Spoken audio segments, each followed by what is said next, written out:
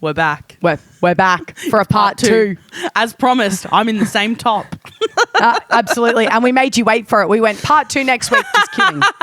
And then we went, let's have a week and then we'll do part 2. Then we'll do part 2. Let's have a bit of a episode or two and then we'll be back. So guys, back with part 2. Explain. Go for it. I was going to say, if this is the first ep you're clicking on or you're a bit confused or you're like, whatever, 2 weeks ago, because we have had a gorgeous growth in our pod, we've been like, a lot of people have been like, wait, can I like hear the story of, hold on, where have you guys come from? Where did you start? We're literally telling the entire lore, the entire backstory of Mel and Sam. We're feeling ooey gooey, how we became best friends, how we started working together, all of that, what our background is. This is part 2. Go listen to part 1 from 2 weeks ago. 2-ish weeks ago. It might be 3 weeks ago, but yeah. Where we kind of left it was us deciding to write our first comedy show together called No Hat, No Play in a Cabaret. And now we've landed back into the story of Mel and Sam. And we're here. So we decided to write No Hat, No Play to give you the end of the last episode. Then we went into lockdown and we wrote the entire show on Zoom. And safe to say, both of us were like, I remember during that time being like, it all feels very right. It all feels easy. It all feels really great. And in the same breath as that, having kind of no idea how this show of ours would land or would go. Yeah, like I remember actively being confident that it was fucking funny and that we thought it was funny. But I thought maybe we would have like a season where we had a great time and maybe made $200 each, and that's great. Bob's your uncle. It was a fun experience. We weren't like, let's build an empire at this point. We were literally like, let's write our show together. And write it for fun. And like Mel said in the previous episode, like being able to escape other things that were going on. Obviously, COVID was not the easiest time at all. It was a pretty depressing time. Yeah. And so jumping on our little laptops and opening up a little Google document together, which also, might I say, is crazy business by us, that is how we learnt to write together. I know. Not even in the room. Like, I know. So much of collaboration will, at least for us, thrives off being in the same room. Yeah. We were literally little faces, little bubbles on a screen. Yeah. I remember one of the first things you sent was a backing track to arts and crafts. And I remember you going, our class ain't a slack off. It's where we come to play. And like doing the like performance of your like first offering for this song on Zoom. And I was like, oh, yeah, right. So no notes on that. Let's go. You're the fucking best. It's true. I love you so much. And so for anyone that missed the first episode, No Hat, No Play is a cabaret all about life in primary school in the early 2000s. Yeah. Mel and I both played year 6 students. Yeah. And I would say in the wheelhouse of Mel and Sam shows, it's the most charactery and it's the most it's set in one place, it's set over a school day. It almost felt a little bit like a mini musical. Like it wasn't your true cabaret of we didn't break the fourth wall. It was we were characters on stage with our beautiful bucket hats and like God love us, but probably a bit too much choreography than is needed for the tough in town stage. And our Madonna mics. And our fucking Madonna mics. We're handheld girls now. Lots absolutely handheld girls. We used to wear these fucking headset mics that would break every single fucking every second show, and we'd be like, why are we doing this? Don't. And we thought we were like geniuses by trying to save the money, and then it just ends up being an absolute headache. So we do No Hat, No Play, and we do No Hat, No Play in the weirdest blip of the system where 2021 Melbourne Comedy Festival happened to be when the world opened up truly for 2 months and then or even a month, and then Dan Andrews in Melbourne went, no, we're closing up again. Yeah, it was in that bracket before we went back into lockdown. The long lockdown. So we did No Hat, No Play at Melbourne Comedy Festival 2021. Yeah. Me with my beautiful fringe as thick as the gods, Miranda fringe on my head. You with basically a bob. Yeah, I'd pics on screen. We'll do some pics on screen. Pics on screen. So we did No Hat, No Play, and it was a roaring success. Yeah, I would say people... It kind of popped off. It absolutely popped off, I would say. People adored it. We also knew, I remember, I've got like videos of us standing side of stage before our first show because it was our first time being on stage together. Yeah. It was our first time being like, how's this all going to go? Are people going to find it funny? Is it just funny to us? Because we were so like similar brain, we were worried that it would just be like a shared thing that we find funny and other people would go, I guess. And I remember we showed it. We were psycho and didn't show anyone anything apart from the one day we showed your friend Eddie the entire show. And Eddie was like, this is brilliant. And Eddie found it funny. And so we had that, but that was all we had. Totally. So we do Melbourne Comedy Festival. And then I'm trying to think, then we go back into lockdown. And we were... And our favourite fun fact about doing Melbourne Comedy Festival the first time, we did Melbourne Comedy Festival, but did none of the social elements, none of the seeing other people's shows, none of the... Remember, we would always have drinks at just the rooftop bar of our venue. Because we were such little like jaffies of Comedy Festival just for the fucking first year. Comedy Festival. We were such jaffies. So the whole thing with Comedy Festival is everyone goes to Max Watts. That's the hangout spot for all comedians. It doesn't matter what venue you're on, you'll go to kick off like knock off drinks at Max Watts. But we didn't know this because we didn't know any other comedians doing it, and we weren't like dear mates yet with like any of the comedy scene. So we would sit upstairs at the top in town at rooftop bar going, it's a bit like quiet. Like where is everyone on like a random Tuesday evening, not knowing that all the comedians are partying? And it's just like, I just think back to us, like we were so young, me 25, we were so young and so gorgeous. I remember we did like our first gig and us rocking up with, and if you've heard our pod before, we've spoken about the law called green bag of props, which is, Mel and I will say this to each other. Anytime things get tricky or hard or we get lost in the sauce, we remind ourselves, hey, at the end of the day, it's just you, me, and a green bag of props. Because we had a green Woolies bag of props, including brat stoles that we scissored on stage, skipping rope, Hubba Bubba gum, and we would rock up to our little gigs in full hair and makeup. Like we were such theatre kids in a comedy scene that I would say skews a lot more. I'm just going to do a type 5 of some things I find funny in a t-shirt and jeans. Yeah, and I remember doing our first gigs and very much the audience loving us, but potentially people backstage being a bit like, who are these like theatre girls doing comedy? Like, I'm a bit confused, but you better work. You guys seem sweet. Was kind of totally. So yeah, World's in lockdown. Melbourne Fringe gets cancelled that year. Yeah. So no October 2020 performance. 2021 performance. Because we were like, let's do a return season of No Hat No Play. It was kind of a hit. Let's sell some more tickolinas. That sold some more tickolinas. Yeah. So then our next part of our tour was Adelaide Fringe. Yeah. And that was our first time going to Adelaide, obviously a new city.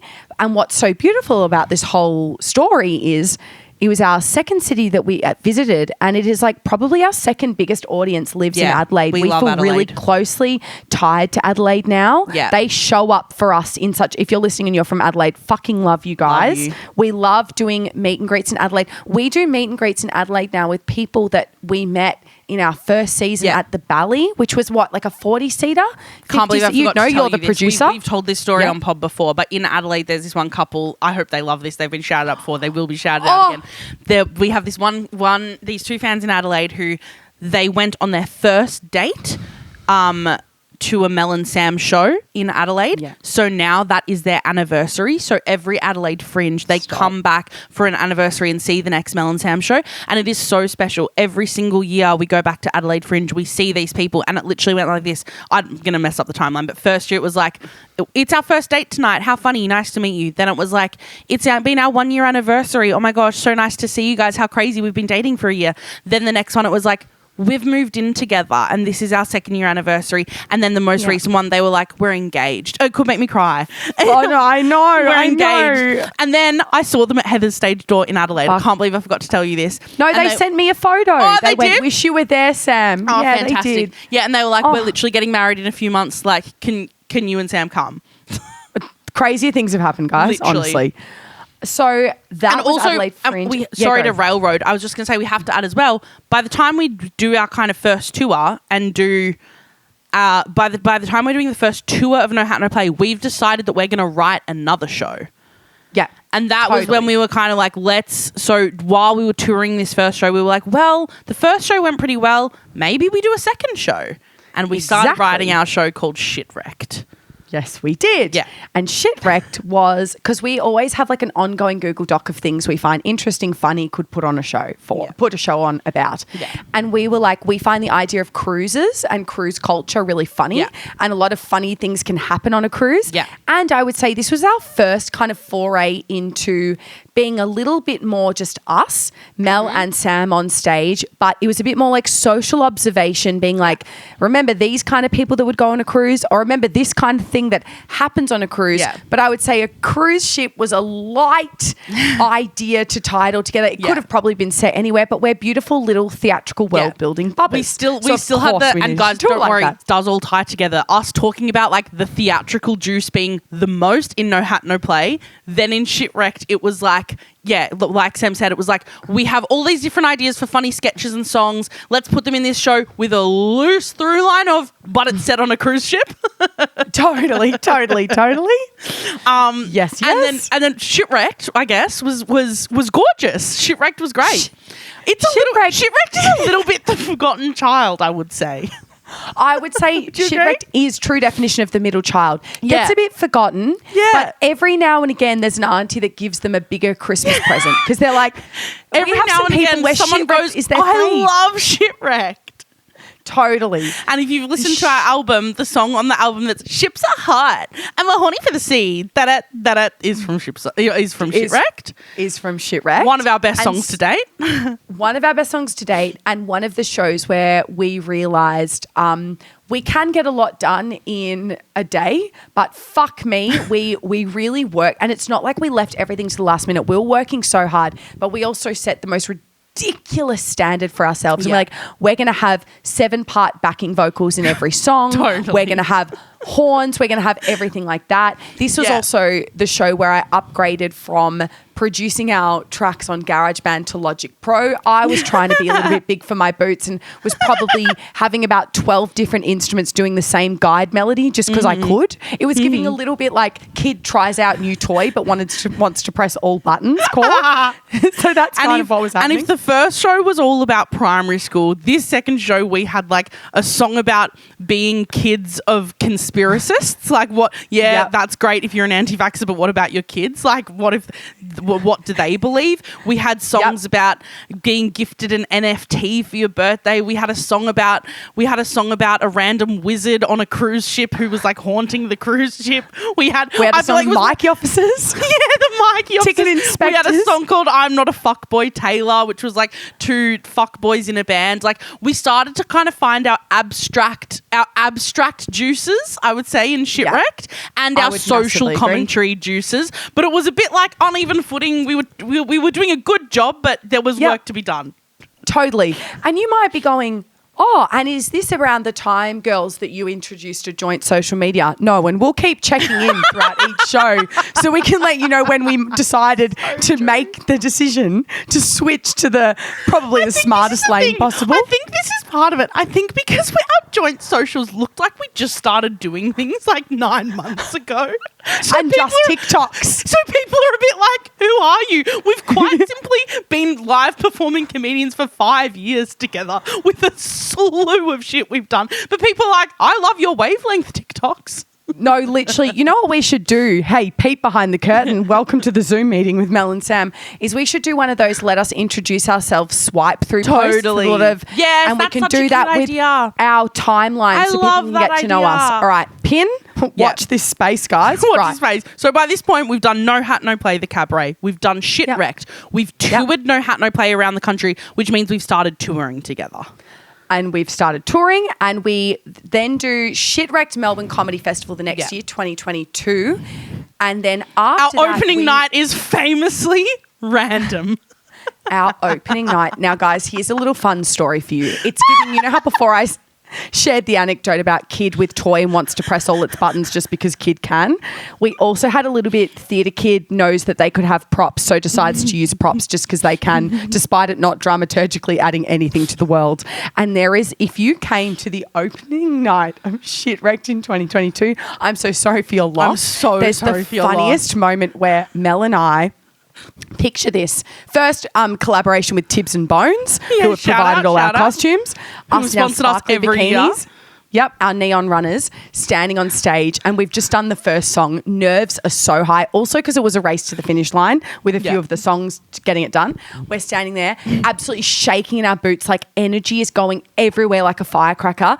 And then we just had this moment where we both run on stage with gigantic suitcases and go, what did you bring for the cruise? Well, this is what I brought for the cruise. And then we open up our suitcases to show things that we brought for the cruise that we're not bringing back. It was not a Chekhov's gun. It was a Chekhov's nothing. And it wasn't breaking the fourth wall. It was randomly like in character, like, what about you, Amanda? And it was just lackluster comedy. I think that was our first foray into being like, we can probably just improv that. And then being like, we're never going to do that ever again. We must script everything. We must script everything. So we do Shitwrecked. It's another hit, I would say. The critics still enjoyed it. We weren't in our flop era. People were like, no, that's great. They've done it again. Yeah. We are also. Are you going to say what I'm going to say? You go for it. I was going to say. We got nominated. Is this what you were going to say? No, I was going to say something different. You go.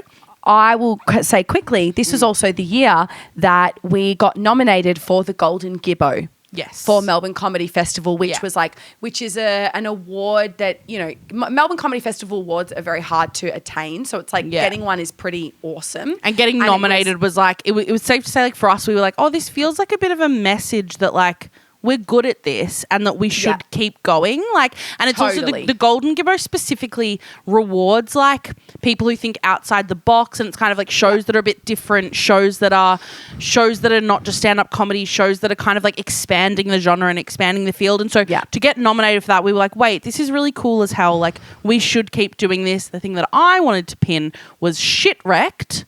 I remember 2 representatives from Spotify bought tickets and came to the show and saw us perform Pin. Yes, they did. Pin for later. Pin for later. This is the era. We do Shitwrecked. We start touring.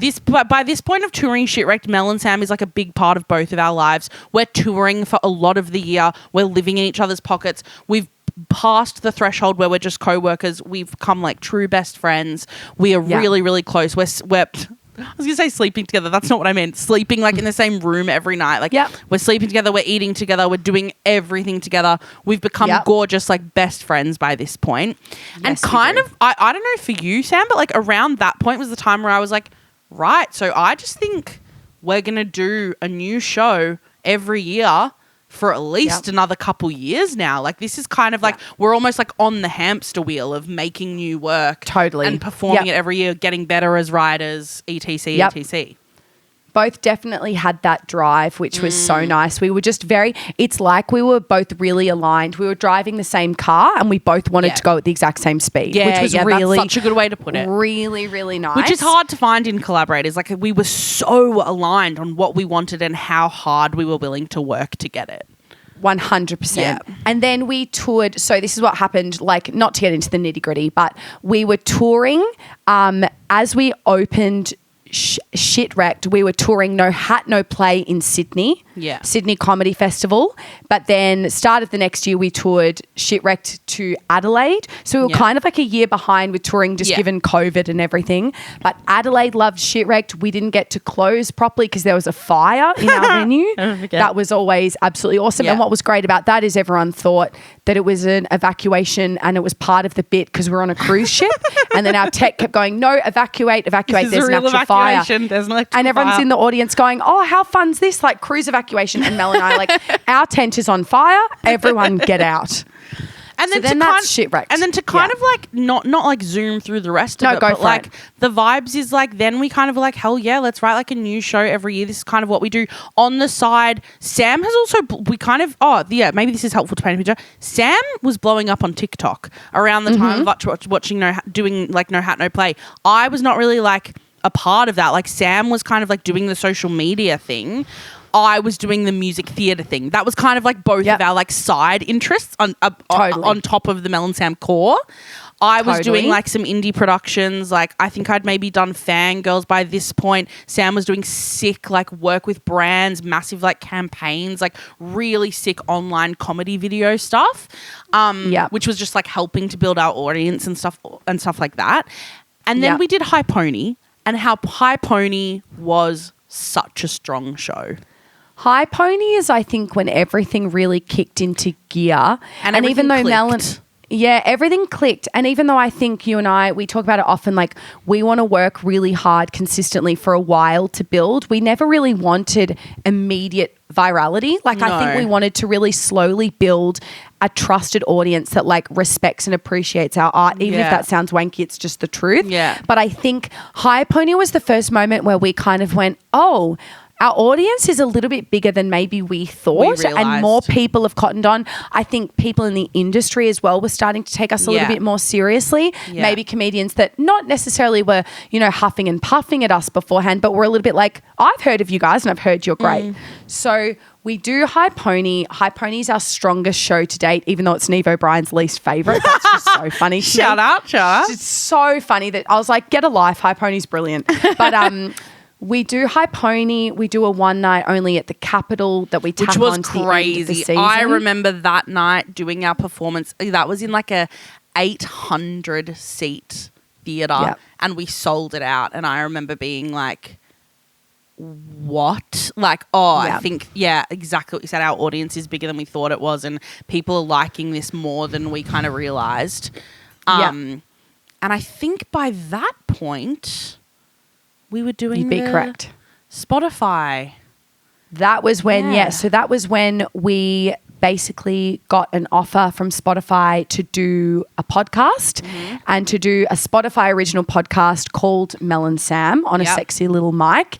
And that was like a really beautifully funded podcast where they basically wanted to grab content creators, comedians, people that they think have an audience within them that Spotify would be able to reach. And so we were in Sydney doing that podcast, which was 10 episodes, 10 records.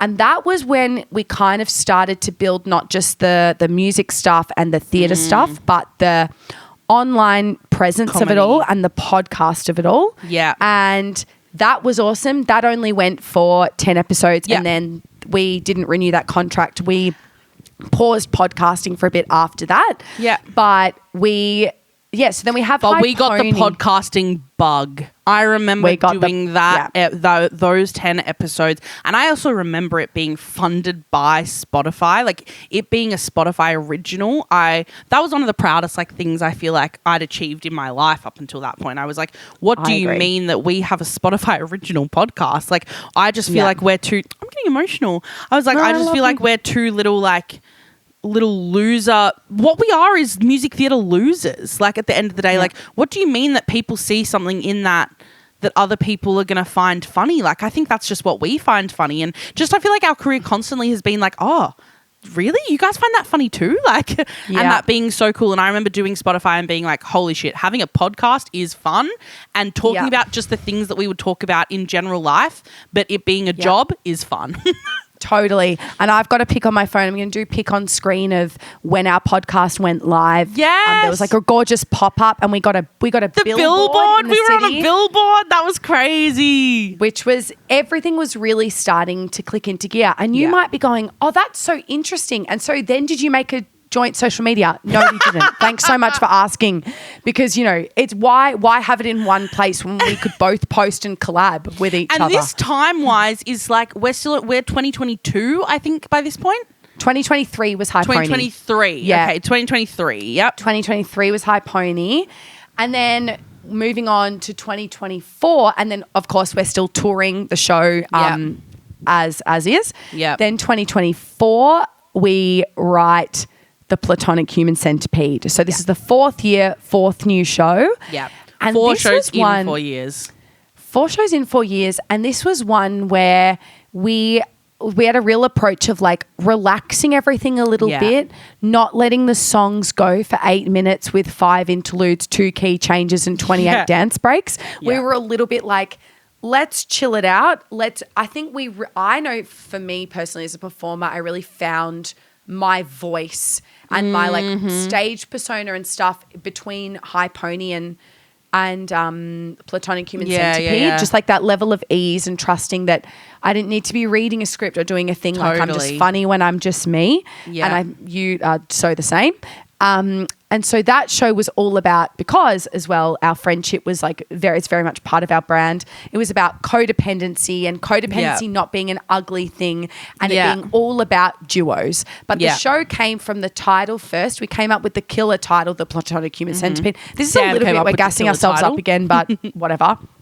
And then from there, we decided, well, let's do a show about duos, because like I said, going back to the Google Doc, we had a million things written down. Yeah. This is also the year that Mel O'Brien finally got to get a song about Mario and Luigi. Been waiting our whole career. Finally, we're like, can we do a duet about Mario and Luigi? And I went, it's in, brother. Let's do it. And Sam went, I don't know who they are. And I went, don't worry, brother. I've got you sorted. You got me absolutely sorted. So we should say as well, High Pony before that was our most, like, High Pony didn't have a through line. That's the progression. We had No Hat, No Play, full through line. Yeah. Shitwrecked, light through line, but different random sketches and songs. High Pony, literally the whole thing, the tagline was like, it's high art, it's high concept, it's high concept, it's high art, it's High Pony. Da-da-da. And it would just be a sting that played between sketches and songs, and we were just in our element.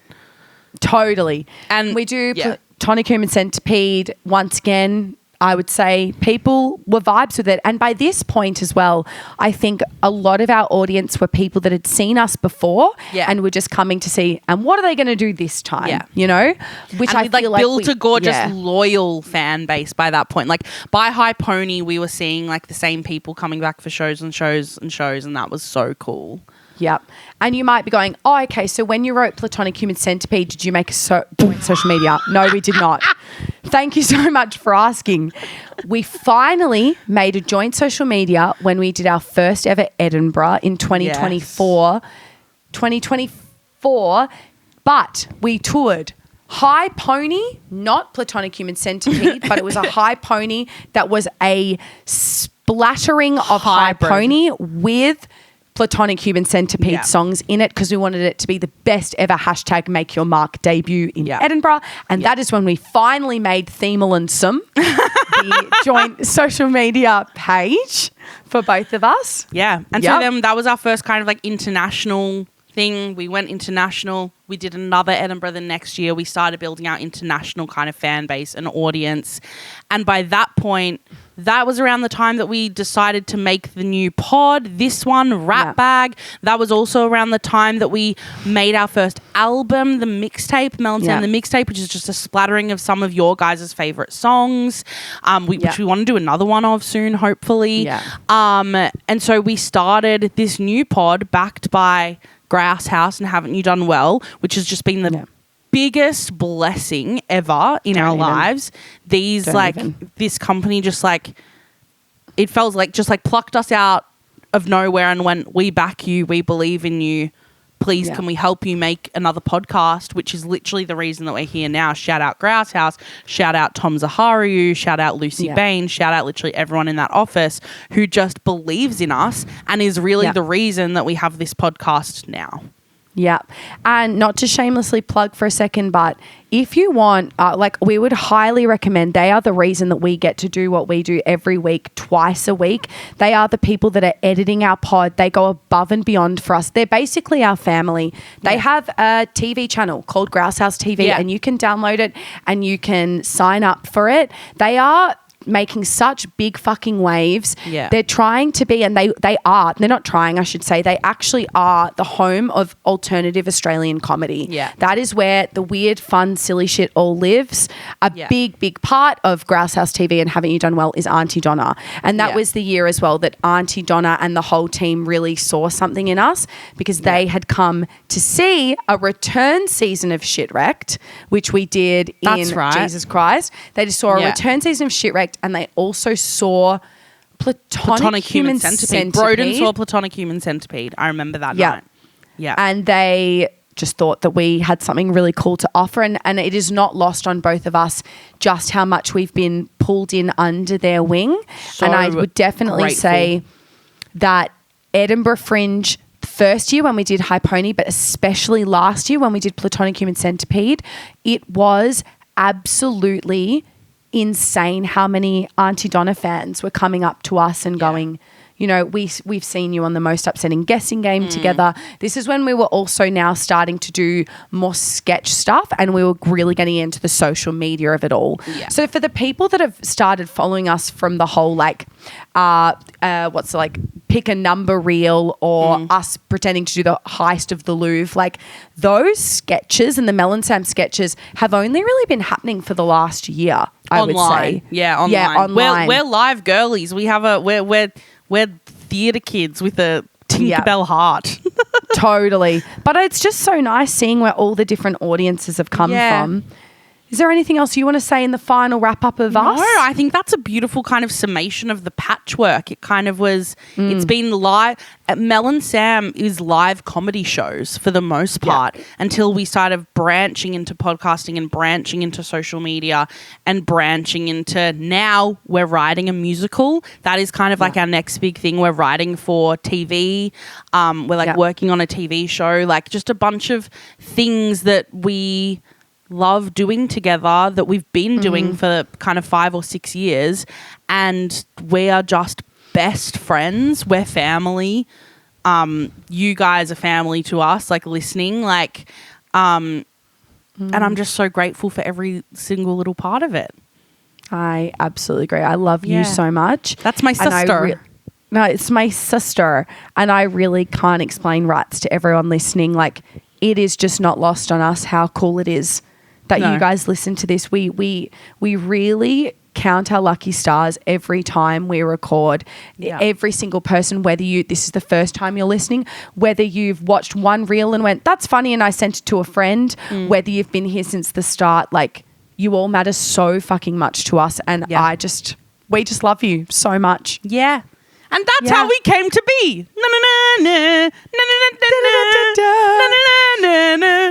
Fantastic. We have to wrap this episode. We must. But I love you so much, I love you girlfriend. so much, girlfriend. I love you so much. See you on Monday for another Ratbag. Yeah. Until then, follow Grouse House on social media and add their channel to your TV if you want. But apart from that, just keep being rats. We love you so much. Love you so much. Bye. Bye, guys. Bye. This is a Grouse House podcast. Mel and Sam would like to acknowledge that this podcast was created and recorded on stolen land. The original custodians of this land have had a rich history of storytelling for over 65,000 years, and we pay our respects to the Wurundjeri people of the Kulin Nation, whose land we are making Ratbag on. Treaties were never signed, sovereignty was never ceded, always was and always will be Aboriginal land.